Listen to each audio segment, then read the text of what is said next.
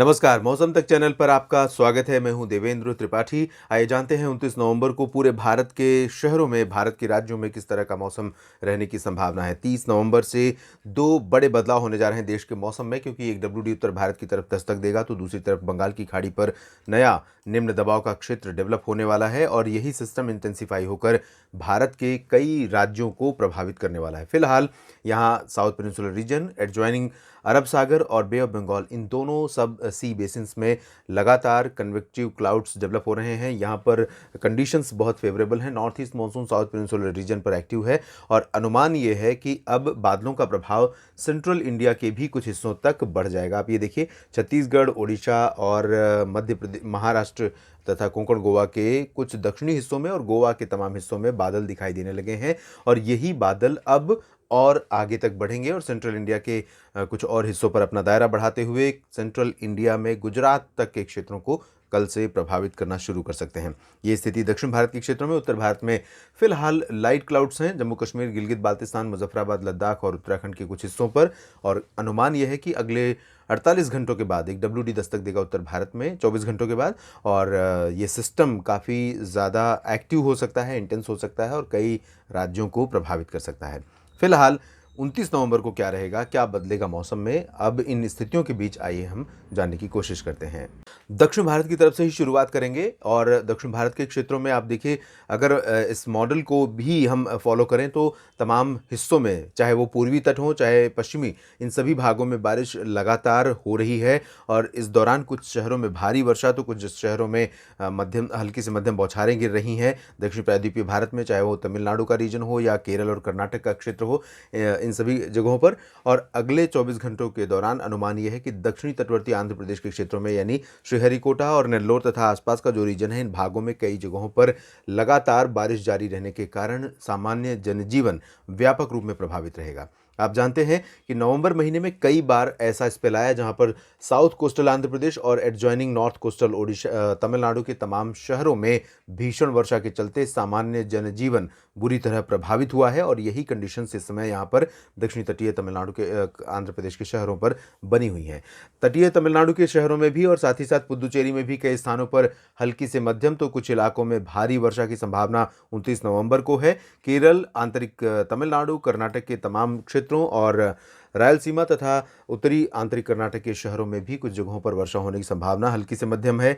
लक्षद्वीप में मध्यम से भारी वर्षा अधिकांश स्थानों पर हो सकती है, जबकि मध्य भारत की तरफ अगर देखें, उससे पहले तेलंगाना की बात करें तो हैदराबाद समेत आसपास के कुछ हिस्सों में बादल बढ़ेंगे और कहीं कहीं पर हल्की बारिश यहाँ पर देखने को मिलेगी अगले 24 घंटों के दौरान। और उसके बाद थोड़ा सा बारिश की इंटेंसिटी यहाँ पर और बढ़ सकती है, बारिश का कवरेज भी यहाँ तेलंगाना के शहरों में बढ़ सकता है। अगर हम बात करें मध्य महाराष्ट्र और दक्षिणी कोंकण गोवा की, तो यहाँ आप देखिए कुछ हिस्सों में बारिश की इंटेंसिटी और बारिश का स्प्रेड पहले की तुलना में आज भी यहाँ पर कुछ बादल जरूर दिखाई दे रहे हैं, लेकिन आज बारिश नहीं हो रही है। आज यानी 28 नवंबर को, 29 नवंबर को पुणे से लेकर सांगली, सतारा, कोल्हापुर और सोलापुर समेत आसपास का जो हिस्सा है, इन भागों में कई स्थानों पर हल्की से मध्यम बौछारें गिर सकती हैं और इंटेंसिटी बारिश की इन सभी भागों में सिर्फ 24 घंटों तक ही नहीं रहेगी, बल्कि इसके बाद और बढ़ जाएगी। तो दक्षिणी कोंकण गोवा और इंक्लूडिंग मुंबई में भी आपको 29 नवंबर को हल्की वर्षा देखने को मिलेगी और 29 नवंबर के बाद बारिश यहाँ पर और बढ़ सकती है, यानी कि मुंबई, ठाणे, कल्याण, नवी मुंबई समेत अलीबाग तक बारिश की गतिविधियाँ यहाँ पर दर्ज की जाएंगी। और अभी 24 घंटों तक रत्नागिरी, सिंधुदुर्ग से लेकर अलीबाग और जो रायगढ़ का क्षेत्र है, इन सभी जगहों पर वर्षा होने के संकेत हैं, लेकिन इंटेंसिटी अभी फिलहाल कम रहेगी। मराठवाड़ा और मध्य विदर्भ के क्षेत्रों में मेनली क्लियर और ड्राई वेदर रहेगा, लेकिन बादल यहाँ भी आएंगे। मीडियम और हाई क्लाउड यहाँ पर हो सकते हैं। आइसोलेटेड प्लेसेस पर लाइट रेन मराठवाड़ा और विदर्भ के भी शहरों में आप एक्सपेक्ट कर सकते हैं, लेकिन यहाँ जो प्रोबेबिलिटी है बारिश की वो 50% से भी लो है। तो बारिश की संभावनाएं बहुत ही कम है, लेकिन बादल आपको दिखाई दे सकते हैं और इन बादलों के चलते दिन का तापमान थोड़ा सा प्रभावित हो सकता है, नीचे जा सकता है। उत्तरी मध्य महाराष्ट्र, उत्तरी कोंकण गोवा के क्षेत्रों में अगले 24 घंटों के बाद बारिश यहाँ पर बढ़ सकती है। छत्तीसगढ़ और ओडिशा के शहरों में फिलहाल दक्षिणी हिस्सों में कहीं कहीं पर बादल छा सकते हैं इन भागों में, और बूंदाबांदी की भी संभावना यहाँ पर बहुत ही कम है, ना के बराबर है। 24 घंटों के बाद ज़रूर कुछ इलाकों में यहाँ पर मौसम बदल सकता है। शेष ओडिशा, शेष छत्तीसगढ़, मध्य प्रदेश के सभी शहरों में मौसम मुख्यतः साफ रहेगा। गुजरात में भी साफ मौसम की संभावना है। हालांकि दक्षिणी मध्य प्रदेश और गुजरात के दक्षिणी शहरों में राजकोट से लेकर जो सौराष्ट्र का रीजन है, सूरत से नीचे का दक्षिणी पूर्वी क्षेत्र है, इन भागों में कुछ स्थानों पर बादलों का प्रभाव आपको बढ़ता हुआ नजर आएगा। 24 घंटों के बाद गुजरात के शहरों पर कई इलाके ऐसे होने वाले हैं जहां पर बारिश शुरू होगी और 2-3 दिनों तक बारिश का स्पेल यहां पर चलेगा। तो कई इलाकों में प्रभावित हो सकते हैं गुजरात के बारिश से कई इलाके। और ये आप डिटेल आप देख सकते हैं गुजरात का जो साप्ताहिक मौसम पूर्वानुमान मैंने अपलोड किया है उसमें। और मध्य प्रदेश के बारे में, छत्तीसगढ़ के बारे में आप देखेंगे डिटेल सोमवार को सुबह जब इनका साप्ताहिक मौसम पूर्वानुमान का बुलेटिन रहेगा।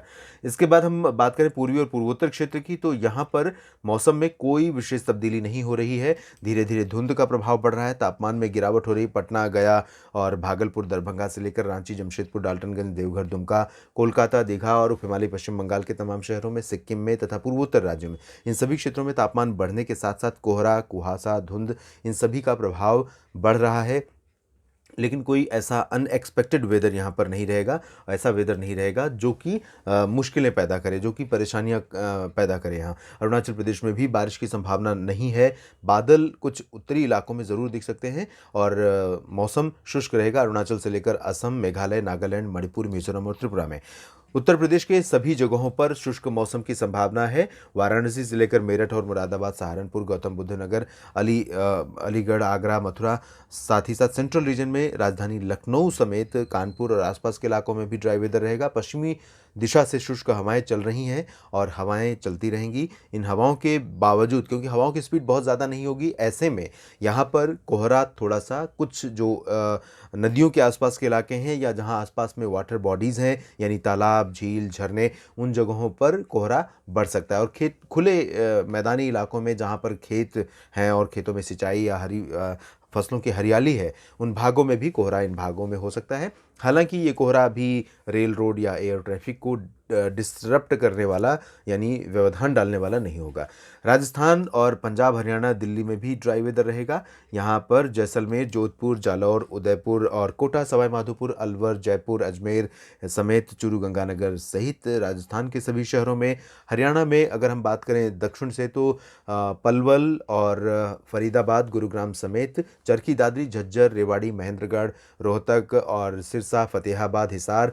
उत्तर में पंचकुला, अंबाला, यमुनानगर। पंजाब में अमृतसर और फजिल्का, श्रीमुक्तसर साहिब, फरीदकोट, मोगा, बरनाला और साथ ही साथ मनसा। और पूरब में लुधियाना, पटियाला तक शुष्क मौसम रहेगा। पश्चिमी और उत्तर पश्चिमी शुष्क हवाएं चलती रहेंगी।